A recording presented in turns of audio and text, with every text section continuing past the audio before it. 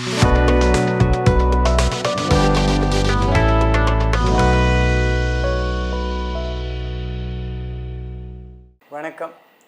VA business நேயர்களுக்கு என்னுடைய இனிய வணக்கங்களை தெரிவித்துக் கொள்கிறேன். நான் உங்கள் அபிமான யோகாச்சாரியர் டாக்டர் வெங்கடகிருஷ்ணன். இன்றைய நான் உங்களுக்கு சில முக்கியமான யோகா பயிற்சிகளை சொல்லிக் கொடுக்க விரும்புகிறேன். அடுத்தது பார்த்திங்கன்னா, இப்போ இத்தனை நேரம் நம்ம இதுக்கு முன்னாடி எபிசோட்லாம் நம்ம பெண்களுக்கான குடும்ப தலைவிகளுக்கான யோகாசனத்தை பற்றி பார்த்தோம்.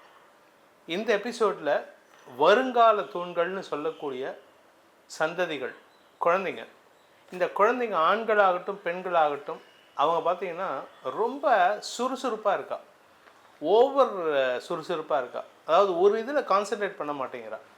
அஃப்கோர்ஸ் ஜாதக பிரகாரம் மல்டிப்புள் ஆக்டிவிட்டீஸில் இருக்கிறது நல்லதாக இருந்தாலும், ஆனால் எதிலையும் கான்சன்ட்ரேட் பண்ணி ஒரு நிலையாக இருக்கிறது இல்லை. அந்த ஒரு நிலையை, மன ஒரு நிலையை ஏற்படுத்துறதுக்கு, கான்சன்ட்ரேஷனை பண்ணுறதுக்கு என்ன யோகாசனம் சார்? ரொம்ப ஈஸி சார். நீங்கள் சொல்கிறது ரொம்ப வாஸ்தவமான ஒரு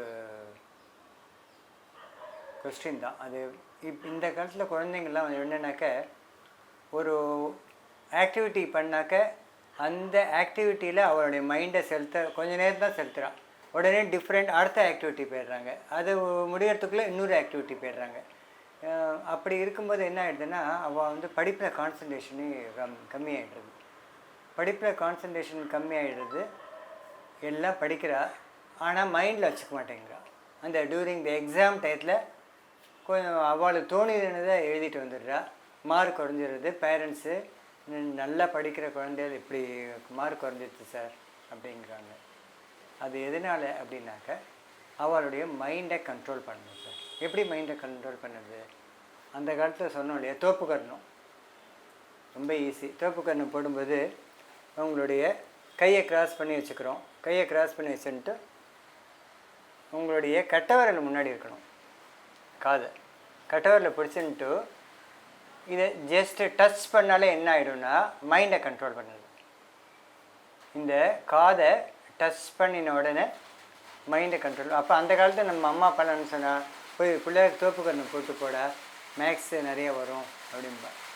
இது அப்படின்னா அவள் என்ன சொல்கிறது, இது தான் சொல்லியிருக்கா. நீ மேக்ஸ் போட்டுட்டு நல்லா கற்றுன்ட்டு காதை பிடிச்சி தோப்பு கரணம் போடு. அப்போது நீ படித்தது உன் மைண்டில் அப்படியே ரிஜிஸ்டர் பண்ணியிருப்ப, மறக்காது அப்படிங்கிறா. தோப்பு கரணம் ரொம்ப முக்கியமான ஒரு யோகாசனம். தோப்பு கரணம் போடும்போது உட்காந்துட்டே கூட ஜஸ்ட்டு குழந்தையில காதை பிடிச்சிட்டு ஒரு 20 செகண்ட் கண்ணை மூடிட்டு அப்படியே உட்கார சொல்லலாம்.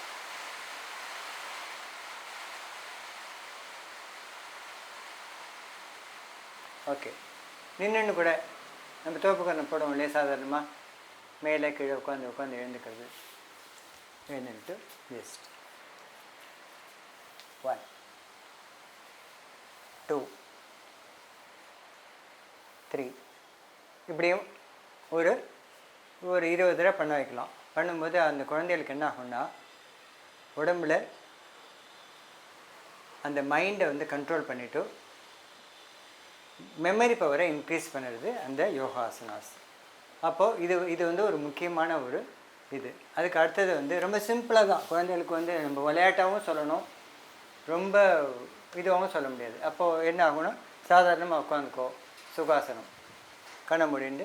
இது ஈஸியாக நீங்கள் என்ன சொல்லிக் கொடுத்தாலும் அவள் பண்ணுவாள்.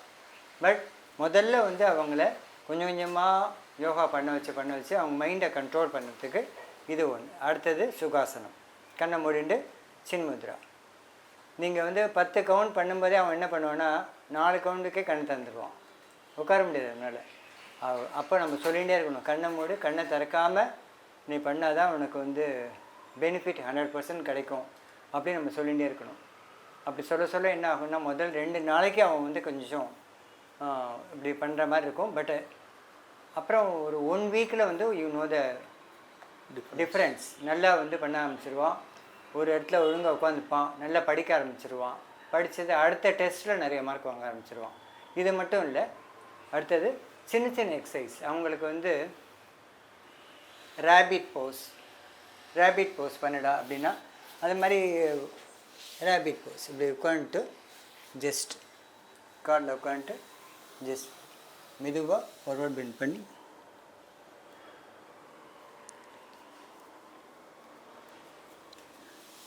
பத்து எண்ணிக்கை இதில் இது பண்ண வைக்கலாம்.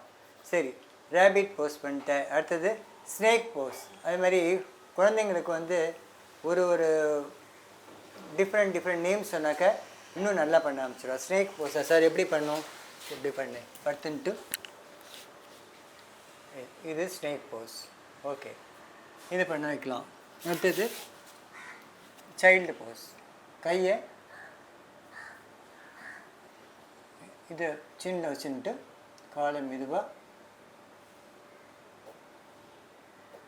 இது ஒரு 10 பண்ண வைக்கலாம்.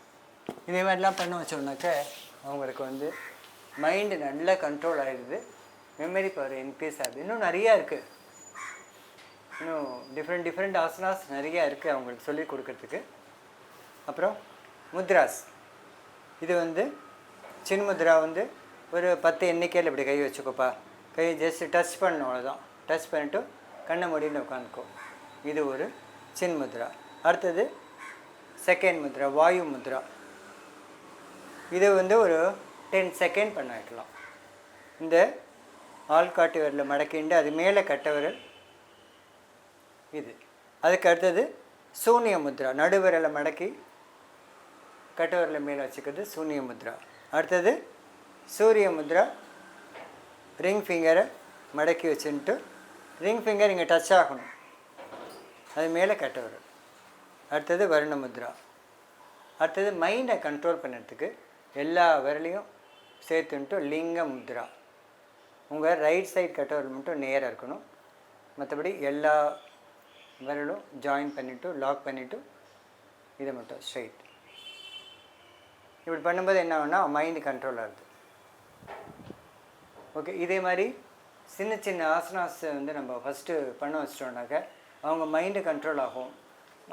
அப்போ வந்து எக்ஸாம் அவன் படிக்கிறது வந்து ஞாபக சக்தி வச்சுக்க முடியும். நிறைய மார்க் வாங்கிறதுக்கு நிறைய அவனுடைய ஆக்டிவிட்டீஸே மாறிடும். யோகா பண்ண அவங்களுடைய ஆக்டிவிட்டீஸே மாறிடும் சார். சார், இந்த மாதிரி குழந்தைங்களுக்கு சொல்லிக் கொடுக்கறதுக்கு யாரோ ஒரு பேரண்ட்ஸ் கான்டாக்ட் பண்ணாங்கன்னா உங்களால் சப்போர்ட் பண்ண முடியுமா? கண்டிப்பாக சார், நிச்சயம் சப்போர்ட் பண்ணுவேன். அவங்க அந்த குழந்தைங்களை எங்கள் வீட்டில் கொண்டு விட்டுட்டு யோகாவுக்கு விட்டாலும் சரி, இல்லை அவங்க வீட்டுக்கு வர சொன்னாலும் சரி, இல்லை ஆன்லைனில் எங்களால் வர முடியாது ரொம்ப தூரத்தில் இருக்கேன்னாலும் ஆன்லைன்லேயும் நான் யோகா எடுத்து சொல்லிக் கொடுப்பேன் சார். கண்டிப்பாக. Super sir. ஏன்னா நம்ம பாரத தேசத்தினுடைய பொக்கிஷம் வந்து யோகாசனம். வருஷம் நம்மளுடைய பாரத பிரதமருடைய முயற்சியினால் யோகா டே கொண்டாடுறோம்.